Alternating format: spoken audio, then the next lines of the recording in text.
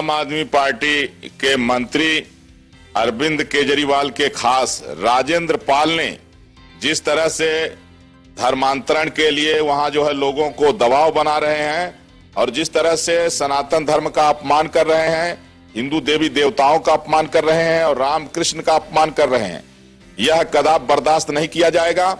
उनके ऊपर रासुका लगनी चाहिए। अयोध्या से मैं तपस्वी छावनी पीठाधीश्वर जगत गुरु परमहंस आचार्य सेंट्रल गवर्नमेंट को इस मामले में हस्तक्षेप की मांग करता हूं। अगर विलंब होगा तो इस तरह के जो मंत्री हैं उनको दंड देने के लिए फिर हम लोगों को आगे आना होगा। आशा करता हूं कि जितना जल्दी हो इस पर कार्रवाई हो। अगर एक हफ्ते के भीतर कार्रवाई नहीं होती है तो मैं 50 लाख रुपए का इनाम रखता हूं कि जो उनका सर काट के ले आएगा उसको 50 लाख रुपए इनाम मैं दूंगा। सम्मानित मुल्क के मालिकों, मैं बौद्ध भिक्षु सुमित रतन अभी साकेत की धरती से जो आजकल अयोध्या बन गया है, वहां के 3 ब्राह्मण धर्म के बाबाओं ने हमारे मंत्री राजेंद्र पाल गौतम को, विधायक राजेंद्र पाल गौतम को, दिल्ली वालों को यह धमकी दी है वीडियो बनाकर कि जो भी उनका सर काट के लाएगा, जो भी उनकी जिह्वा काट के लाएगा, उसे 50 लाख का इनाम दिया जाएगा। मैं भारत के हक वंचित, असहाय, कमजोर और बहुजन समाज के लोगों से पूछना चाहता हूं, क्या आज आपके भारत में आपकी ये दयनीय स्थिति हो गई है, इसका कारण क्या है? इसका कारण एक ही है, क्योंकि आप अपनी संस्कृति, सभ्यता, दर्शन और अपने धर्म से भटक गए हो। जिस दिन आपने इनकी व्यवस्थाओं को छोड़ दिया, उस दिन ये बौने हो जाएंगे, ये कमजोर हो जाएंगे, लाचार हो जाएंगे, इनकी दुकानें बंद हो जाएंगी, इनके मंदिर बंद हो जाएंगे और इस औकात में नहीं होंगे कि आपसे सर उठा के बात कर सकें। सर काटने की तो बहुत बड़ी बात है। ये बाहर से आए हुए लोग जबरदस्ती अपनी संस्कृति, दर्शन को थोप कर आपको गुलाम बना बैठे हैं। 100 करोड़ की आबादी है आपकी और ये अल्पजन आपसे कह रहे हैं कि आपका सर काटूंगा और जो काट के लाएगा उसे 50 लाख रुपए इनाम देंगे। याद रखना, ये सर काटने का काम डकैत करते हैं, गुंडे करते हैं, बदमाश करते हैं। संतों को, स्वामियों को यह शोभा नहीं देता। तथागत भगवान बुद्ध कहते थे कि अगर कुत्ता आपको काट ले तो आप कुत्ते को नहीं काटते। बुद्ध ने हमें ऐसे संस्कार नहीं दिए हैं। हमारी संस्कृति, हमारे दर्शन ने हमें ऐसे संस्कार नहीं दिए हैं कि उनका जवाब उनके शब्दों से हम दें। लेकिन मैं इतना जरूर कहूंगा कि कुत्ता अगर काटे तो कुत्ते को काटा नहीं जाता है, बांधा जाता है, कमजोर किया जाता है ताकि वो दोबारा ना काट सके। इसलिए आज बहुजन समाज के लोग समझ जाओ कि वो तुम्हें कमजोर, पंगु, असहाय समझते हैं। इसलिए तुम्हारे नेता पर, तुम्हारे अपने व्यक्ति पर इस तरह का बयान वो दे रहे हैं। और याद रखना, ऐसा वो कर भी सकते हैं क्योंकि आज उन्होंने आपके ही देश पर, आपके साधन संसाधन पर कब्जा कर रखा है। सामाजिक, धार्मिक, राजनीतिक, आर्थिक हर क्षेत्र में उनका कब्जा हो गया है क्योंकि आप किसी काम के नहीं हो। इसलिए आओ हम सब एक हो जाते हैं और मिलकर अपने देश को, कमजोर, पंगु, असहाय समझते हैं।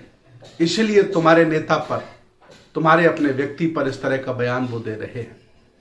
और याद रखना, ऐसा वो कर भी सकते हैं क्योंकि आज उन्होंने आपके ही देश पर, आपके साधन संसाधन पर कब्जा कर रखा है।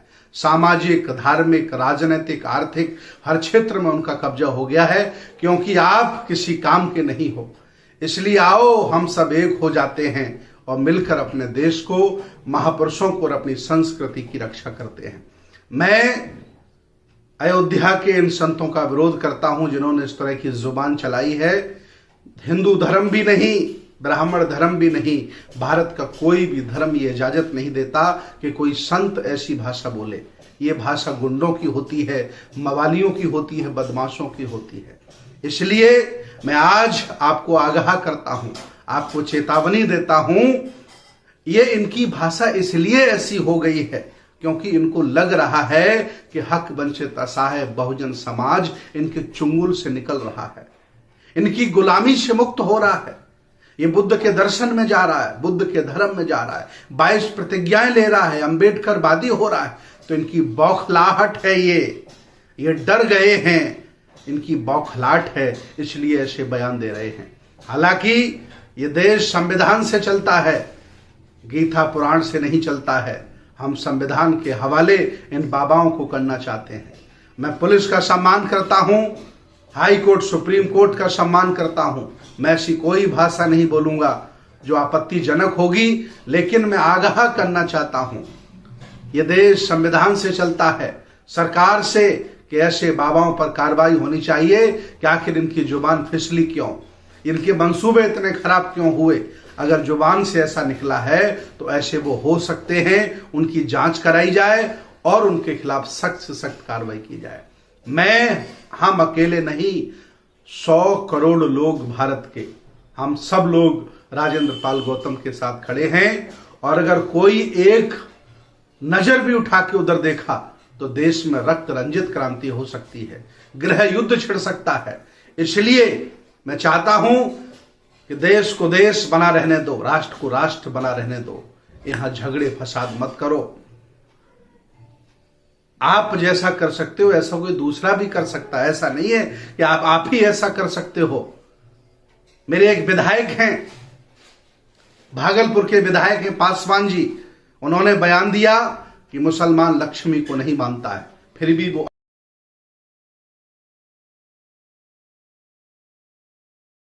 उनकी जांच कराई जाए और उनके खिलाफ सख्त से सख्त कार्रवाई की जाए। हम अकेले नहीं, 100 करोड़ लोग भारत के, हम सब लोग राजेंद्र पाल गौतम के साथ खड़े हैं। और अगर कोई एक नजर भी उठा के उधर देखा तो देश में रक्त रंजित क्रांति हो सकती है, गृह युद्ध छिड़ सकता है। इसलिए मैं चाहता हूं कि देश को देश बना रहने दो, राष्ट्र को राष्ट्र बना रहने दो, यहां झगड़े फसाद मत करो। आप जैसा कर सकते हो ऐसा कोई दूसरा भी कर सकता है, ऐसा नहीं है कि आप ही ऐसा कर सकते हो। मेरे एक विधायक हैं, भागलपुर के विधायक हैं पासवान जी, उन्होंने बयान दिया कि मुसलमान लक्ष्मी को नहीं मानता है, फिर भी वो अरबपति है। अमेरिका में किसी भी हनुमान का मंदिर नहीं है, फिर भी अमेरिका सुपर पावर है। हमें कसौटी पे कसना होगा।